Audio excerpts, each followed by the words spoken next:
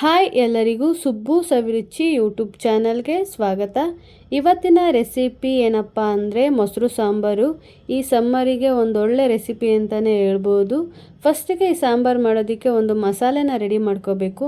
ಅದಕ್ಕೋಸ್ಕರ ಜಾರಿಗೆ ಒಂದು ಬೆಳ್ಳುಳ್ಳಿ, 2 ಮೆಣಸಿನ್ಕಾಯಿ, ಒಣ ಮೆಣಸಿನ್ಕಾಯಿ, ಒಂದು 3 ಸ್ಪೂನಷ್ಟು ತೆಂಗಿನಕಾಯಿ ತುರಿ, 1 ಸ್ಪೂನ್ ಜೀರಿಗೆ, ಒಂದು 10 ಕಾಳು ಮೆಣಸು ಹಾಗೂ ಸ್ವಲ್ಪ ಕೊತ್ತಂಬರಿ ಸೊಪ್ಪು ಇಷ್ಟನ್ನು ಹಾಕಿ ಒಂದು ಅರ್ಧ ಗ್ಲಾಸಷ್ಟು ನೀರು ಹಾಕಿ ಇದನ್ನು ಸಣ್ಣದಾಗಿ ಮಸಾಲೆನ ರುಬ್ಕೋಬೇಕಾಗುತ್ತೆ. ಈ ರೀತಿಯಾಗಿ ಸಣ್ಣದಾಗಿ ಮಸಾಲೆ ರುಬ್ಬಿ ಎತ್ತಿಟ್ಕೋಬೇಕು.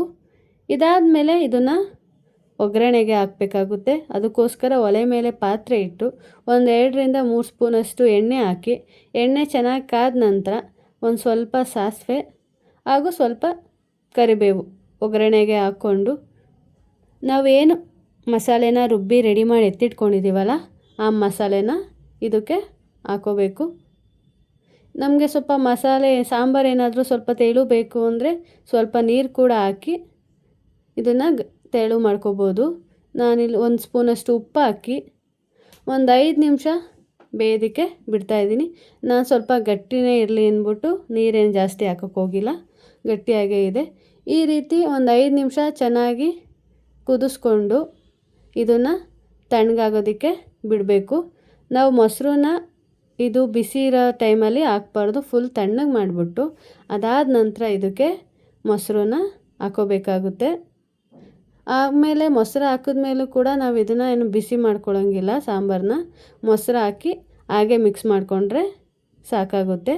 ಈ ಸಾಂಬಾರು ರೆಡಿಯಾಗುತ್ತೆ. ನೋಡಿದ್ರಲ್ಲ, ಈ ರೀತಿಯಾಗಿ ಮೊಸರು ಸಾಂಬಾರನ್ನ ತುಂಬ ಈಸಿಯಾಗಿಯೇ ಮಾಡ್ಬೋದು. ಈ ಸಮ್ಮರಿಗಂತೂ ಒಳ್ಳೆ ರೆಸಿಪಿ ಅಂತಲೇ ಹೇಳ್ಬೋದು. ಈ ಸಾಂಬಾರು ಮುದ್ದೆಗಾಗಲಿ ರೈಸಿಗಾಗಲಿ ಎಲ್ಲದಕ್ಕೂ ತುಂಬಾ ಚೆನ್ನಾಗಿರುತ್ತೆ ಆ್ಯಂಡ್ ಮಾಡೋದು ಕೂಡ ತುಂಬಾ ಈಸಿ ಕೂಡ. ನಿಮಗೇನಾದರೂ ಈ ರೆಸಿಪಿ ಇಷ್ಟ ಆಗಿದ್ದರೆ ಲೈಕ್ ಮಾಡಿ, ಶೇರ್ ಮಾಡಿ ಆ್ಯಂಡ್ ಕಮೆಂಟ್ ಮಾಡಿ.